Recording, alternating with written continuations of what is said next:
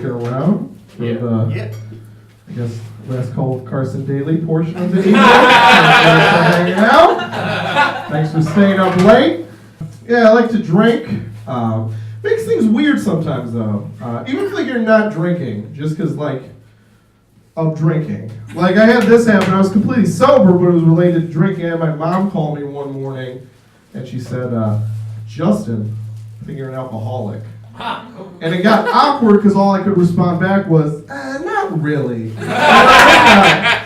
Moms don't want to hear that, right? I don't want to hear indecision on that question. But at this point, that was what was awkward, right? The indecision. At this point, I'd rather just go one way or the other. That would make it easy, right?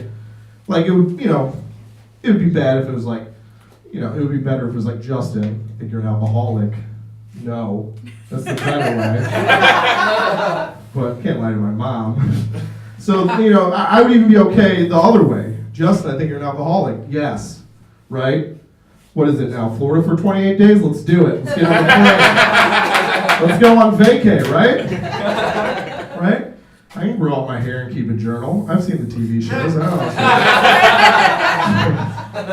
It's weird, right? All the good rehab facilities are in Florida or the Southwest or the Pacific Ocean, shore. What's up? Bring it in. Hell yeah! Hell yeah! It's just weird to have rehab clinics in such awesome places. Those are the best places in America. That's where all the rehab facilities are. It's if you go to rehab there and you can't stay sober, give up. Just stop trying. Because those places are already beautiful. You shouldn't need drugs at that point. If you're sitting on the beach on the Pacific coast, watching a sunset, and you're oh man, you see that sunset? It's beautiful, right? You know what would make that better? Cocaine. It's no, wait. You just love cocaine. You're going to have to deal with that yourself. I've always lived in the Midwest. I just moved to Chicago, but I always lived in the Midwest. This is the part of the country where you should go to rehab. And if you can stay sober here, you can probably make it long term. Because this is the part of the country where you need drugs, right? Just to get by, just to keep it moving forward. Once November, December hits, you enter the part of the year where if you don't do a major hallucinogen, you're not going to see a bright color till May.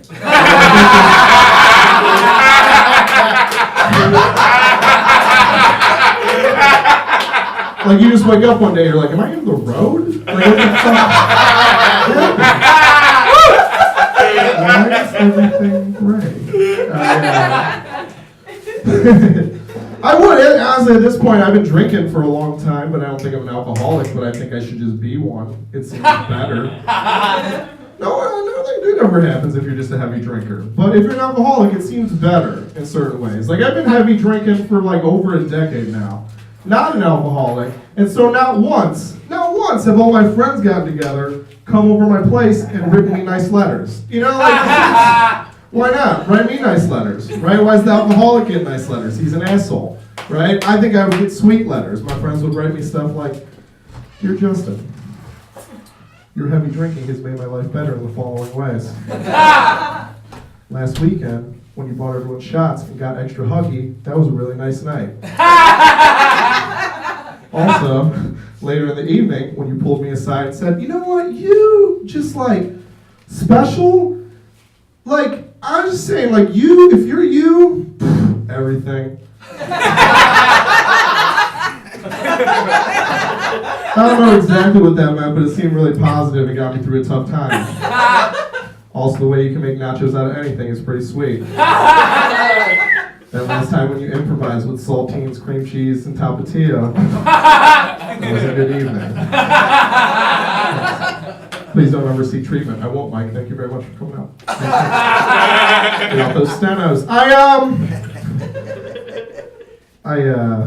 have a mom. Talked about her earlier. My dad's Polish and my mom's Hispanic. That's why my last name is Golak, and this is my face.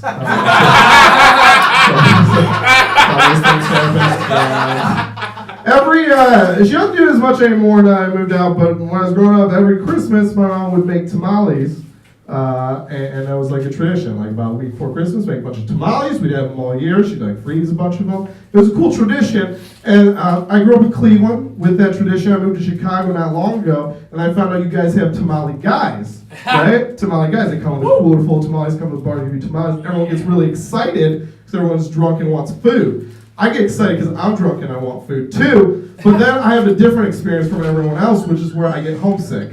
Because I'm like, tamales? It's just weird. Like, I've had weird experiences where he's like, $3? I'm like, how about I give you $5 and you tell me you're proud of me? Is that can we work out that deal? Can we hug? Kiss on the cheek? All right, I went too far. All right, let's have to test it. Fine, tamale guy. Can I call you mom? I know, it's too far again, sorry. Is anyone allergic to gluten? Speaking of food? No? Nobody? Okay, cool. If you are, that's fine. I wouldn't make fun of you in a room like this. Like, the thing is, like, a gluten allergy is a real thing, but it only affects about 10% of people. But everyone thinks that gluten's bad for you because advertising is awesome, right? Advertising kicks ass, I think we all know that. So everyone thinks gluten's bad for you, but just an allergy. If you're allergic to it, don't eat it. If not, have at it. You know? And I just think it's funny. The only reason I think it's funny because like a room this size, if there's one or two, that's statistically possible. But I feel like everyone thinks that they can't eat gluten. It's just funny the way they approach it because they always say stuff like, you know, I've just been so lethargic lately. Just exhausted and just really just down. And I know I'm in a career I never thought I would be in. And I know that I'm with a spouse that constantly disappoints me. And I know I have children that I just never really proud of at all, and but I think it's the gluten, right? You think it's the gluten? It's maybe the elasticity of my food that's messing me up, right? It can't be like decisions I've made or things like that. I'd have to really look inside and change some things, but I can not eat pasta. You know what I mean? Probably make that change. That sounds terrible. I don't vote because I don't think it matters. I'm just kidding. It actually doesn't matter. But if you do, that's okay. I mean, I just think it's funny. Like everyone lies about voting. Like politicians lie. Everyone knows that. But I think like voters lie now. I hear people say all the time, like, just vote. It doesn't matter who you vote for. Just vote. It's like it's exactly matters who you vote for. Like or else we wouldn't vote. We just pick a dude at random. We just flip a coin. It matters, but it doesn't. I'll vote for something interesting. Like if there's something cool, I'll vote for it. It's like, you know, like I didn't vote in the mayoral election, but like I'm probably gonna vote in the runoff because like. I gotta have Chewy as my mayor. And I gotta have a mayor that looks that Mexican. Like, I just have to. He's so Mexican. His name's Chewy Jesus Garcia. 2 of his 3 names are fictional characters. He's an awesome dude. Like, how do you beat that guy? How Mexican does that guy look? It's crazy. Like it's borderline racist, right? Like he looks like how a racist would draw a Mexican guy.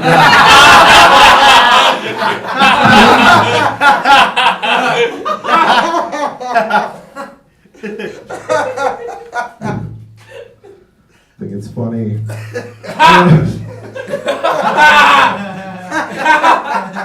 Like, I just don't like politicians. They always say weird shit, right? Like, they'll always talk about, like, their dads. That's always, like, a big thing. They'll always be like, my dad worked in a coal mine his whole life. He taught me about honesty and hard work and respect. And you're like, if any of that's true, your dad is so disappointed in you right now. Like, you're a politician. He hates it. They can't make him happy.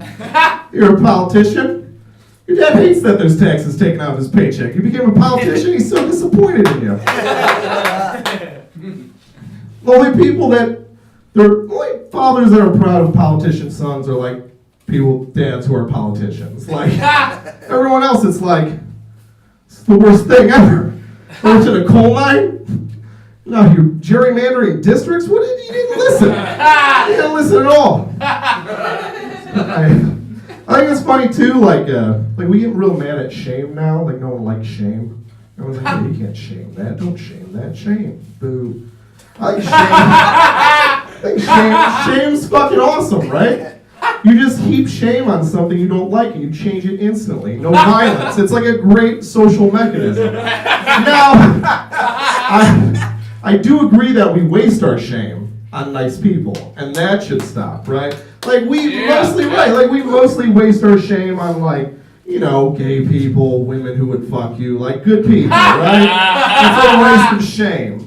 But I don't mind, how about we just start shaming, politicians? That's a group of people we could probably change with shame, right? How great would it be to have a future where there's, a proud gay man that hides his secret life as a politician? You know? He's just at a press conference, someone's like, hey, we know she's been spending many nights alone with the 18-year-old male intern. He's like, I swear to God, I was just blowing him. I was just we weren't trying to pass legislation or anything. I was just sucking them off. We weren't trying to gerrymander a district or anything like a bell. Just plugging me like a toilet. That's funny because it's butt sex and a poop joke.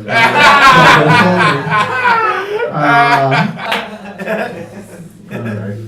Let's get less controversial. I love Steve Harvey.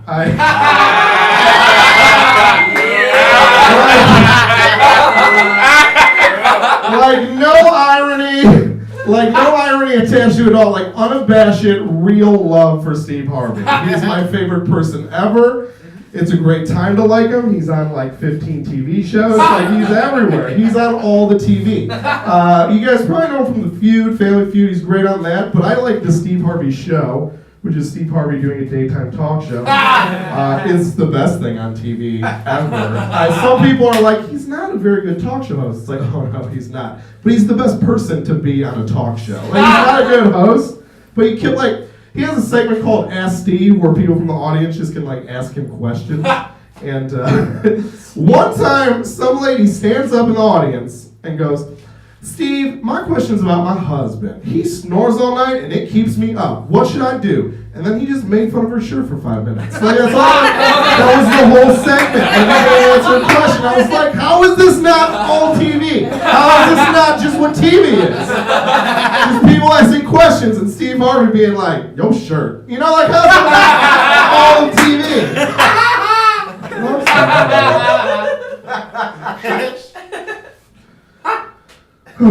Pretty good at sex, guys.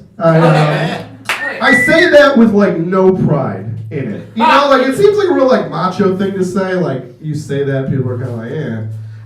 It's just one thing in the world I happen to be decent at it, right? I'd rather be good at engineering. I think that would have served my life better. And honestly, at this point in my life, I don't even think it's a skill. I think it's just a defense mechanism. I have to make a girl come so she doesn't realize she's having sex in a studio apartment I can't afford. It's just a distraction mechanism. Right? That's what people ask me all the time. They're like, how can I be good at sex? I don't know. Fuck like you have nothing else to offer. You try that out. Really put some pep in your step.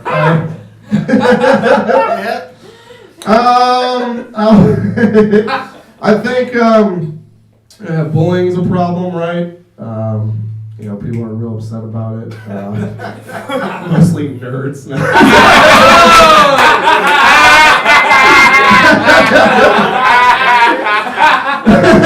And they're nerd parents. No, I'm just kidding. No, it's a problem. I don't know. We tried to fix it before.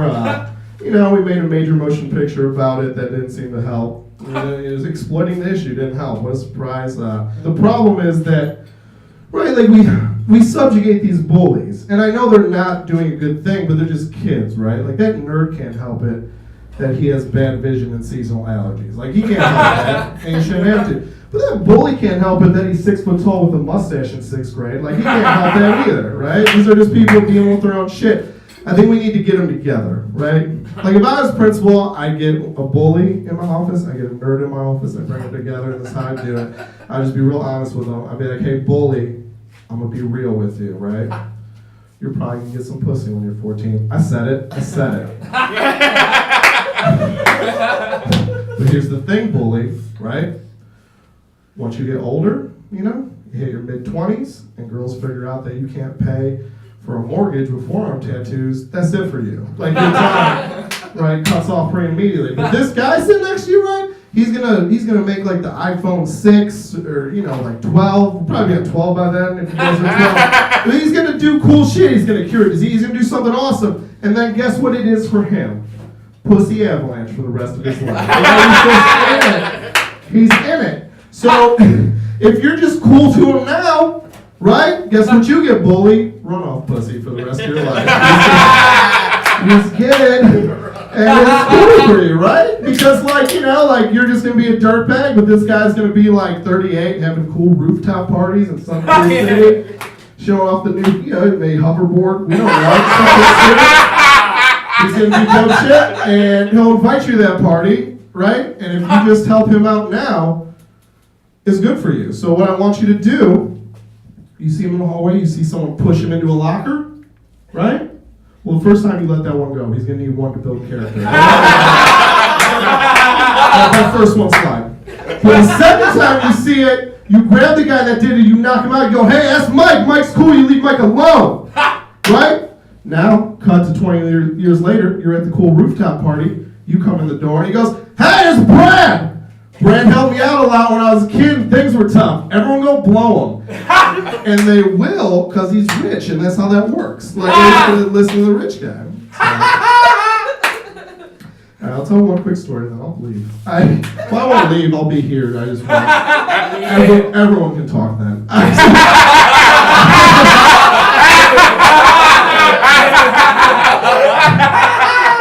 I really like situations where I like when something expected happens in a way that that's what should happen, and then the thing that happens later is oh, we just did that because we thought we should, but it's weird now. I know that sounds specific, but I think it applies to more situations than not. Just basically anything where if the credits rolled 5 minutes earlier, it'd be a good movie. But then 5 minutes later, it's this is a weird movie. It's my favorite situation. I had this happen to me. I was at a comedy competition. I wasn't in it. A buddy of mine was hosting it, so I was like, oh, I'll go watch it. We can hang out after the show. So if you've never went to a comedy competition before, it's the worst. It's the worst. It's just bad because it's first of all, it's bad because it's people are oh, comedy shouldn't be competitive, man. It's fuck you. It's totally competitive. I want to be better than other people. That's competition. It's just, the reason it's not fair because it'd be if you went to school, I don't know, what'd you go to college for? Did you go to college? I went to college. What'd you go for? What did I go for? Yeah, what was your major? Broadcasting and theater arts. Alright, cool. Hell yeah. Hell yeah. Did you go to college here? No. In this garage? That's it seems like a garage major. Milwaukee, Wisconsin. Okay, cool. Imagine you graduated. Everyone graduated with you, and we're gonna all be broadcasting theater people. We're gonna do that job, and then someone came a recruiter and all right, you guys want to be broadcasting theater people? All you gotta do is come to B-Dubs down on the corner, and whoever brings the most friends out gets that job. That's a weird way. That's what comedy competition is. It's just a weird way to do competition, unrelated to the skill set. So that's why it's weird, and it's also, so I watched this competition, and the way the competition goes, the way most go, there's 10, 12 contestants. They do 5 minutes, and then at the end of that, they bring up someone to do about 15, 20 minutes. That guy is just, when the checks are getting dropped, the judges or whatever voting system they use, they're tabulating while this guy's doing some time at the end. So, competition's over. Now, funny thing about the audience is that, pretty much all the comics, which this happens sometimes, but it was particularly like this, all the comics were, guys in, their early 20s doing a lot of jizz stuff. Just classic, I was jizzing the other day, and, what's on the chairs, jizz. I was like, hey girl, it's just jizz, you know. Those might have been like the actual jokes. I don't remember, but if not, it was close. And so the audience is also very jizzy. Like it's these dudes' friends. So it's a lot of that group of dudes. And the guy coming up to close out to do like the check drop spot, he's like not that. I think he's unfunny. Like I think he's just straight up not funny. But he's definitely not funny for this group. He's an older dude. He's like super goofy, and he's doing like. So he's like, oh, goofy, like no jizz.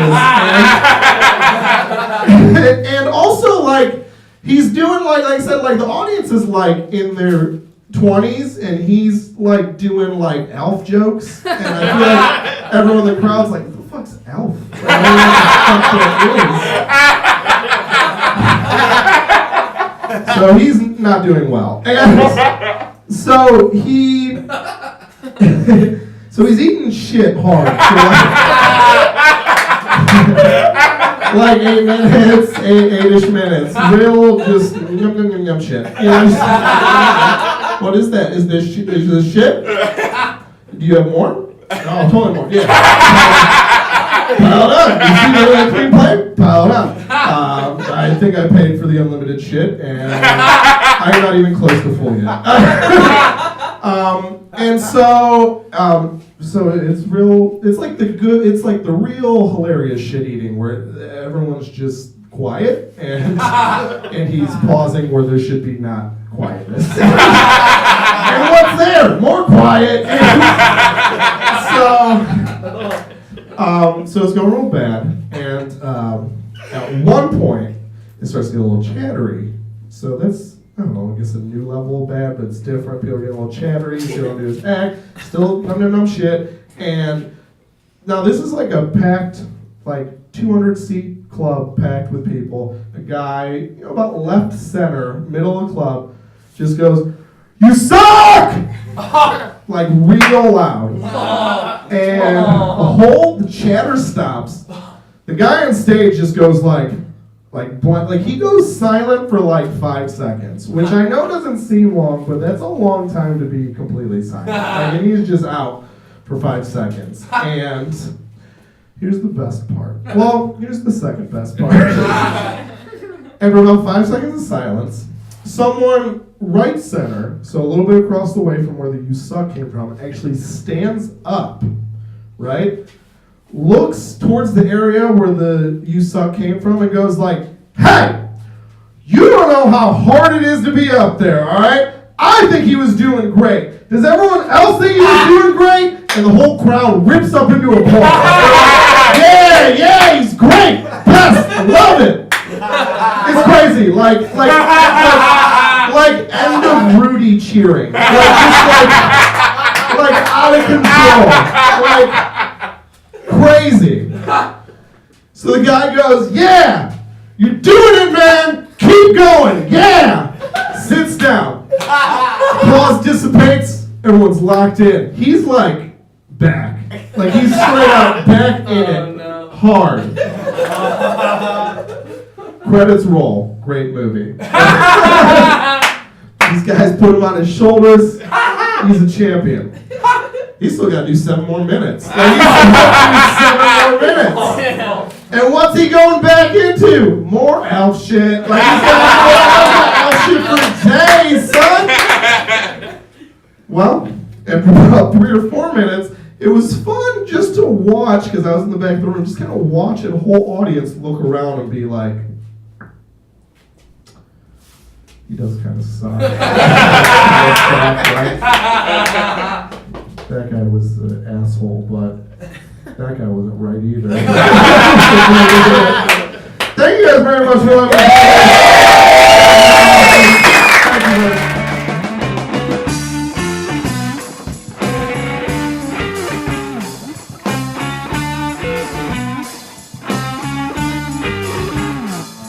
De lo malo en la vida nadie se escapa, ni el rey ni el papá, la mujer más guapa. En el closet mío hay un esqueleto.